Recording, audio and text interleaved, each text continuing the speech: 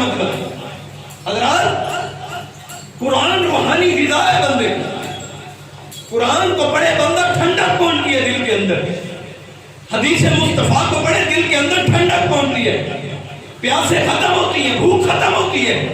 ہمارے اندر یہ جذبات اور یہ پیار اور محبت کی نام کی چیز باقی نہیں رہ گئی.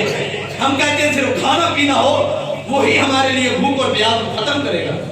صحابہ کرام کو گٹھلیاں چوس کے بھی اللہ تعالیٰ کا ذکر و اذکار کیا کرتے تھے. بتلاؤ انہوں نے کیسے دل کی نصرت کی ہے؟ انہوں نے قرآن پڑھ کے, حدیث پڑھ کے, محمد رسول اللہ صلی اللہ علیہ وسلم سے محبت کو قائم کر کے انہوں نے زندگی گزاری. یہ دنیا کا مال ادھر رہ جائے گا. جتنا بڑا چودھری صاحب ہے, جتنا بڑا خان صاحب ہے, جتنا بڑا پہلوان ہے, جتنی زیادہ اس کی جاگیرداری ہے, جتنا زیادہ اس کے پاس بینک بیلنس ہے, لیکن جب ایک روح کا پرواز جب یہ اس بدن سے نکلتی, روح نکلتی ہے, ڈاکٹر بھی کھڑے ہیں, تیرا بینک بیلنس بھی موجود ہے, پیسے بھی موجود ہے, لیکن آج بتاؤ وہ پیسے کسی کام کے نہیں ہیں, وہ اولاد کسی کام کی نہیں ہے, وہ کوٹھیاں اور بنگلے کسی کام کے نہیں ہیں. کیوں؟ یہ کام کے اس وقت تھے کہ جب تیری زندگی تھی. اگر تو اپنی زندگی کے اندر اس کو اللہ تعالیٰ کے راستے کے اندر وقف کرتا, آج تیری روح کی پرواز وہ بھی آسان ہوتی. رسول اللہ صلی اللہ علیہ وسلم نے فرمایا جو نیک روح ہے, اچھی روح ہے, جب اس کی جان جسم سے نکلتی ہے تو ایسے نکلتی ہے جس طرح آٹے کے اندر سے بال کو آسانی سے نکال دیا جاتا ہے.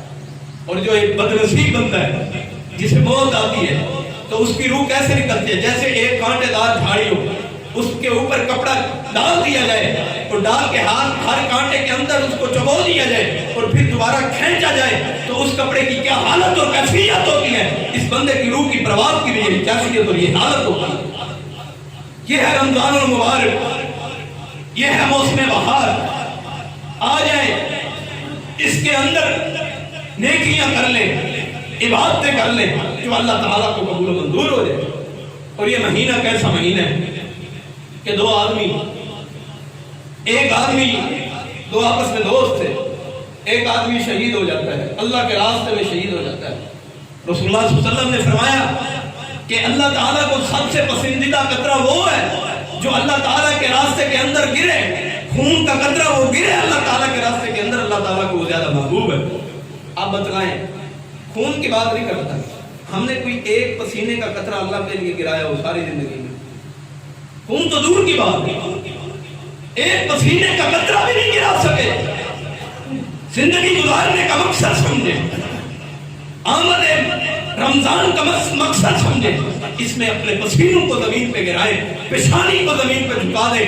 خدا کی قسم اللہ تعالیٰ کے حبیب جناب محمد صلی اللہ علیہ وسلم نے فرمایا جب میرا بندہ میرے سامنے ہاتھوں کا کشکول بنا کے پیش کرتا ہے اور کہتا ہے اللہ میں گنہگار اور سیاکار تیرے دربار کے اندر گناہوں کا بوجھ اٹھا کے آ گیا ہوں, اللہ ساری زندگی گناہوں کے سوا کوئی چیز نہیں ہے, اللہ تیری رحمت کا سوال کرتا ہوں, اللہ تیری محبت کا سوال کرتا ہوں, اپنی محبت کے بلبوتے میری ساری زندگی کے گناہوں کو معاف کر دے.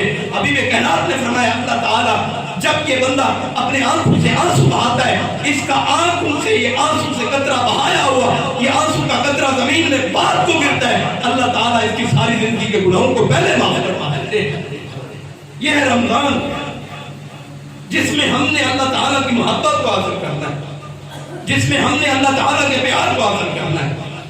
اور یہ ہے شہید کا مقام. فرمایا ایک دوسرا بندہ, ایک دوست شہید ہو گیا اللہ کے راستے کے اندر, اور دوسرا بندہ اس نے آگے زندگی پائی, اور سیدنا طلحہ رضی اللہ تعالیٰ عنہ کو خواب ہے, یہ بھی اللہ کو پیارے ہو گئے, دوسرا ساتھی اللہ کو پیارے ہو گئے. خواب آیا کہ اس شہید سے بھی بڑھ کے دوسرا بندہ اس سے آگے نکل گیا.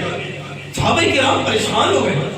آقا کائنات نے تو یہ الفاظ کہے تھے, لیکن یہ خواب الٹ آ گیا ہے کہ یہ دوسرا بندہ جو شہید نہیں ہوا, جس نے طبی وفات پائی ہے, فوت ہوا ہے, تو وہ بندہ نیکیوں میں اس سے بڑھ گیا ہے. جب آقا کائنات کے سامنے یہ معاملہ لایا گیا, فرمایا اس بندے کی زندگی کے اندر رمضان المبارک آیا تھا, اس بندے نے رمضان المبارک میں آ کے اتنی نیکیاں کی ہیں کہ یہ شہید کے مقام سے بھی زیادہ افضل اور اونچا ہو گیا.